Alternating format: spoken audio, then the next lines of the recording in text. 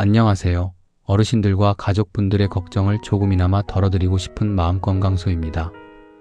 오늘은 돈 한 푼 거의 안 쓰고 집에서 매일 먹는 밥만 살짝 바꿔서 혈당과 칼로리 부담을 줄이는 방법 이야기해 볼게요. 제목 보시고 아니 뻔한 얘기 또 나오겠지 이렇게 생각하셨다면 오늘 영상은 끝까지 한번 들어보세요.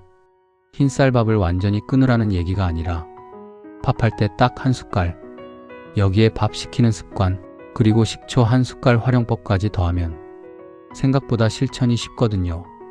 우리 어르신들 식판을 딱 떠올려 보면 밥이 제일 큽니다.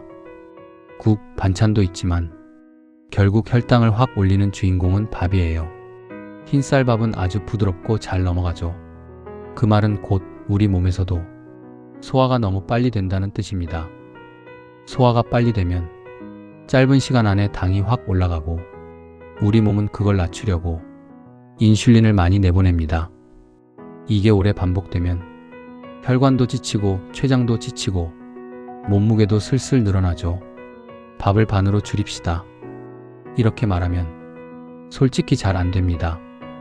그래서 오늘은 밥 양은 비슷하게 두면서 혈당과 칼로리 부담만 살짝 줄이는 방법을 자연스럽게 만들어 보려고 합니다. 흰쌀밥은 가공이 많이 된 곡식이라 겉껍질, 속껍질, 배아 같은 부분이 다 제거돼 있습니다. 그 부분에 뭐가 많냐면 바로 식이섬유, 비타민, 미네랄이에요. 이 섬유질이 적으니까 밥을 먹으면 소화 효소가 전분을 아주 빠르게 잘라서 당으로 만들어 버립니다. 그래서 흰쌀밥만 먹었을 때의 혈당 지수 GI가 현미, 보리, 귀리 같은 통곡물보다 훨씬 높은 편이에요. 쉽게 말하면 몸에 들어가서 당으로 바뀌는 속도가 너무 빠른 음식, 이게 바로 흰쌀밥입니다. 그래서 오늘 목표는 두 가지예요. 첫째, 밥이 천천히 소화되게 만들기. 둘째, 한 그릇 안에 칼로리를 살짝 줄이기. 이 두 가지만 잘해도 우리 몸이 느끼는 부담이 확 줄어듭니다. 밥 지을 때 보리잡곡 한 숟갈만 섞어보세요. 이제 본격적인 꿀팁입니다. 여러분 집에 보리, 귀리, 잡곡, 병아리콩, 렌틸콩 같은 거 한 봉지씩 남아있는 거 있으시죠? 오늘의 핵심은 흰쌀밥 100%에 잡곡을 한 숟갈이라도 섞자입니다. 특히 보리에는 혈당을 천천히 올려주는 마이너스 글루칸이라는 섬유질이 들어있어서 흰쌀밥만 먹을 때보다 식후 혈당이 덜 오른다는 연구들이 있습니다. 실제로 흰쌀밥에 보리를 30%, 50% 섞어 지었을 때 식후 혈당이 더 천천히 올라가고 혈당 변동 폭도 줄었다는 보고들이 있어요. 우리는 굳이 30%, 50%까지 안 가도 됩니다. 실천 팁 알려드릴게요. 집에서 밥 지을 때 쌀을 먼저 평소처럼 씻고 마지막에 보리 귀리 잡곡을 밥 숟갈로 한두 숟갈만 그냥 위에 올려주세요. 물은 평소보다 아주 살짝만 더 넣어주시면 됩니다. 잡곡이 물을 조금 더 먹기 때문에요. 씹는 맛이 너무 싫어요 하시는 분들은 보리나 귀리를 30분 정도 미리 물에 담갔다가 같이 넣어주시면 부드러워집니다. 이렇게만 해도 한 그릇 안에 섬유질이 늘어나고 소화 속도가 조금 느려지고 포만감은 더 오래가고 결국 혈당과 칼로리 부담이 완만해지는 밥이 됩니다. 여기서 중요한 건 처음부터 막 욕심내서 오늘부터 16곡, 24곡 현미만 먹자, 이게 아니에요. 내 혀가, 내 위장이 견딜 수 있을 만큼만 조금씩 늘려가는 게 포인트입니다. 오늘은 한 숟갈, 한 달 뒤에는 두 숟갈, 이렇게만 해도 1년, 3년, 5년이 지나면 몸이 받는 부담은 완전히 달라집니다. 밥을 한번 시켰다 먹으면 생기는 변화, 저항 전분. 두 번째 핵심은 밥을 어떻게 먹느냐입니다.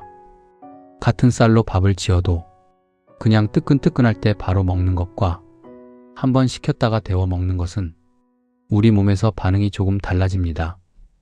밥을 지은 다음에 완전히 식히면 쌀 전분의 일부가 저항전 분리지스턴트 스타치라는 형태로 바뀝니다. 이 저항 전분은 일반 전분처럼 바로 당으로 흡수되지 않고 섬유질처럼 장까지 내려가서 혈당을 천천히 올리는 역할을 합니다. 연구들에서 흰쌀밥을 지어서 냉장고에 12시간에서 24시간 식혔다가 다시 데워 먹었을 때 식후 혈당이 조금 더 완만하게 올라간다는 결과들이 보고돼 있습니다. 그래서 실천 팁은 이거예요. 1. 오늘 밥만 생각하지 말고 내일 밥까지 같이 짓기. 오늘 밥을 지으실 때 조금 넉넉히 지어서 반은 지금 먹고 반은 식혀서 냉장고에 보관했다가 다음날 전자레인지나 밥솥에 다시 데워 드시는 거예요. 이 식힐 때는 방 온도에서 너무 오래 두지 마시고 김만 빠지면 밀폐용기에 담아서 냉장 보관해 주세요. 3. 다시 데워 먹어도 되나요? 네, 다시 데워 드셔도 됩니다. 저항 전분이 어느 정도 남아있다는 연구들이 있어요. 물론 이 방법이 기적처럼 칼로리를 반으로 뚝 이런 건 아닙니다. 하지만 내가 같은 양을 먹어도 조금이라도 부담을 덜 줄 수 있다. 이렇게 생각하시고 잡곡 한 숟갈과 함께 밥 식히는 습관까지 들이시면 충분히 의미 있는 변화가 됩니다. 세 번째 팁은 식초 한 숟갈입니다. 식초 안에 들어있는 초산아세트산이 밥 같은 탄수화물 음식과 함께 먹었을 때 식후 혈당 상승을 조금 완만하게 만든다는 연구들이 있습니다. 그렇다고 해서 밥 위에 식초를 그냥 들이붓자는 얘기는 아니고요. 어떻게 활용하느냐가 중요합니다. 실천하기 쉬운 방법 몇 가지 드릴게요. 야채 무침, 나물 무침에 식초 한 숟갈, 미역 무침, 오이 무침, 도라지 무침 같은데 설탕만 넣지 마시고 식초를 한 숟갈 추가해 주세요. 그러면 입맛도 살고 밥과 함께 먹을 때 혈당이 훨씬 완만하게 올라가는 데 도움을 줄 수 있습니다. 물김치, 동치미 자주 활용하기. 원래 김치류도 발효가 되면서 어느 정도 비슷한 효과를 줄 수 있어요. 밥을 많이 먹게 만드는 짠 반찬보다는 국물 많은 물김치, 동치미를 곁들이는 게 좋습니다. 단, 이런 분들은 주의. 위염, 위궤양이 심하신 분, 식도 역류로 속 쓰림이 심한 분, 특정 약을 드시면서 의사가 신경 쓰라고 한 분, 이런 분들은 억지로 식초를 늘리지 마시고 반드시 담당 의사와 상의해 주세요. 그리고 식초도 한 번에 많이 드시는 것보다 한두 숟갈 정도를 반찬에 나눠서 부드럽게 드시는 게 좋습니다. 약 끊는 게 아니라 밥을 똑똑하게 바꾸는 것. 자, 오늘 내용 정리해 볼게요. 첫째, 팝할 때 잡곡 한 숟갈, 흰쌀 100% 대신 보리, 귀리, 잡곡, 콩을 팝숟갈로 한두 숟갈만 섞는다. 섬유질이 늘어나고 식후 혈당이 천천히 올라가는 데 도움. 둘째, 밥을 한번 식혀서 먹기. 오늘 먹을 밥, 내일 먹을 밥같이 지어서 일부는 식혀서 냉장 보관 후 다음날 데워서 먹기. 저항 전분이 늘어나면서 식후 혈당이 조금 더 완만해질 수 있다. 셋째, 식초 한 숟갈을 반찬에 활용하기. 야채 무침, 나물 무침, 물김치, 동치미 등에 식초를 센 맛이 나지 않을 정도로 활용.